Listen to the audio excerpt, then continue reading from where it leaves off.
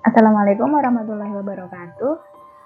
Yang terhormat Bapak Arif Kusnuwanto selaku dosen mata kuliah Zero Waste, dan saya sendiri Sinta Cikomah sebagai bentuk tugas di sini saya akan mencoba menjelaskan mengenai Pantai Padang Simo sendiri. Nah, untuk Pantai Padang Simo ini merupakan pantai yang dirancang khusus sebagai tekno area, sehingga area tersebut masih dalam masa pengembangan. Banyak hal nih yang dapat dikembangkan pada kawasan tersebut. Oleh karena itu, diperlukan banyak referensi maupun desain untuk mengetahui potensi mana aja sih yang dapat dibangun maupun dikembangkan pada kawasan tersebut. Nah, selanjutnya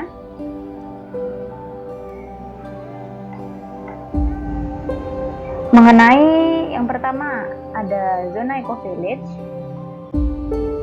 Untuk zona Eco Village ini merupakan daya tarik yang ada pada zona ini, hasil kerajinan tangan dari para warga, kehidupan asli warga seperti bertani, agrowisata, dan peternakan. Nah, untuk yang kedua, yang di zona hijau ini mengenai teknopark sendiri, yaitu daya tarik pada zona ini adalah penghasil energi hybrid yang menghasilkan mengenai zero waste energy, yang mana di Pantai Padang Simo ini sudah ada teknik yang biogas sama hybrid, yaitu terdapat kincir angin. Nah, selanjutnya untuk yang warna coklat ini merupakan zona waterfront, yaitu zona ini merupakan daya tarik utama dari kawasan Pantai Padang Simo karena terdapat area outbound, festival, dan tempatnya di tepi pantai. Next. Nah, sehingga di sini setelah melihat beberapa potensi tadi, saya mencoba membuat usulan mengenai wisata edukasi integrated farming di lahan sawah, yang mana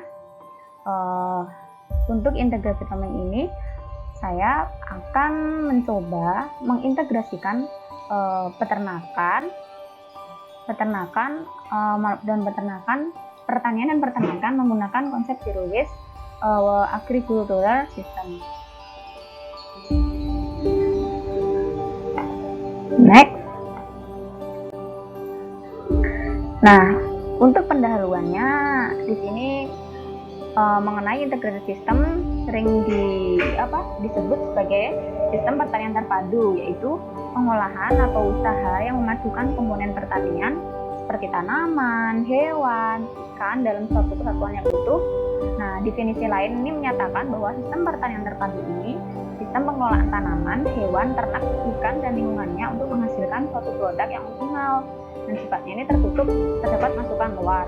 Nah, maksud tertutup ini tuh karena konsep zero waste ya, jadi kalau kita entah untuk pertanian sendiri itu tidak harus membeli maupun pupuk dari luar, urea atau apa, jadi memanfaatkan pertanian tadi sehingga modelnya berkelanjutan.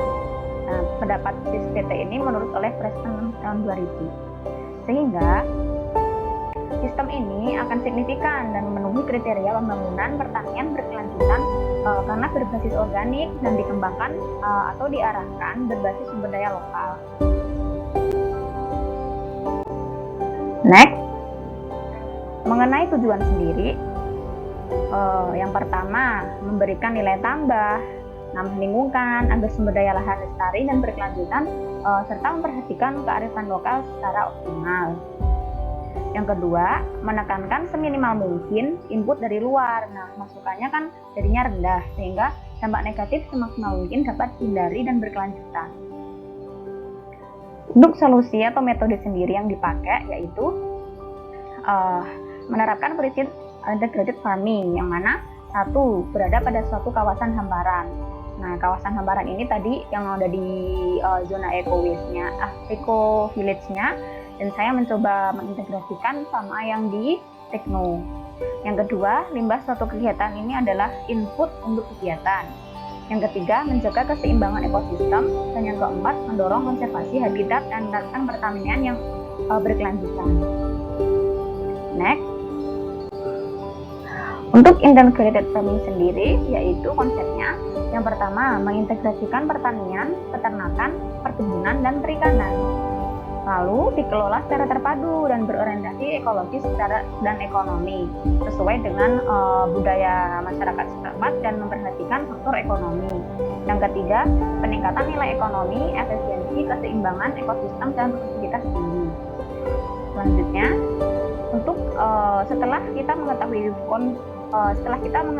konsep integrated farming ini, pastinya kita juga perlu adanya pemberdayaan atau manajemen sumber daya manusia atau kelembagaannya, dan yang selanjutnya manajemen lahan dan sumber daya alam lanjutan, yang ketiga manajemen usahanya.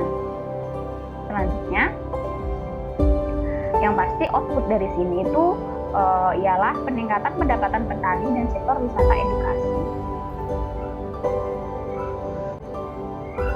Nah, di sini kita bisa melihat sedikit penjelasan yang mana ada monokultur tadi, ada objek-objeknya yaitu model padi, ada hewan ternak sendiri, dan ini sedikit tambahan yaitu pasar ataupun konsumen dan unit pengolahan.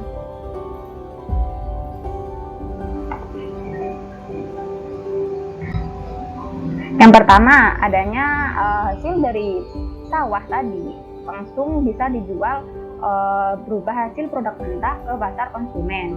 Nah, di sini kan walaupun sudah ada pasar tradisional, tapi di sini tuh lebih ke pemanfaatan agrowisatanya. Selanjutnya dari sawah atau penghasilan padi ini bisa berupa hijauan pakan yang dimanfaatkan oleh hewan ternak. Kemudian hewan ternak ini pun untuk hasil produk mentahnya bisa ditampung, dijual di pasar atau konsumen atau wisata yang akan berkunjung, bisa berupa telur maupun daging sapi yang berupa fresh farming.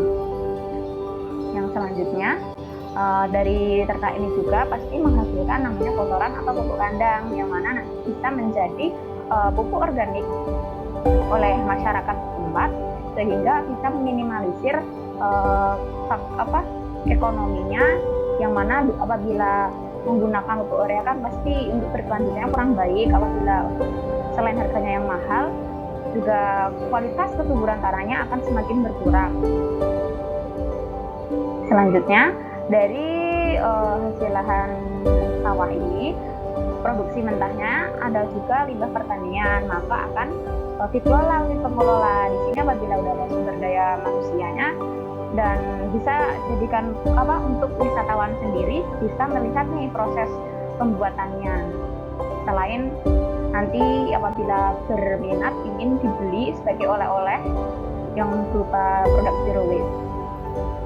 Dari unit pengolahan ini bisa berupa produknya yaitu hasil olahan, kompos DOC, obat sampah penyakit ataupun obat sampah penyakit, yang mana di sini berupa green ecosystem. Selanjutnya, dari unit pengolahan ini diolah bisa menghasilkan sebuah pakan berupa pakan fermentasi yang akan diberikan kepada ternak, dan ternak ini juga akan mengeluarkan kotoran dan bisa dikelola oleh unit pengelola yang berupa pupuk organik cair maupun pupuk organik padat. Sekian yang dapat saya sampaikan, semoga bermanfaat. Terima kasih.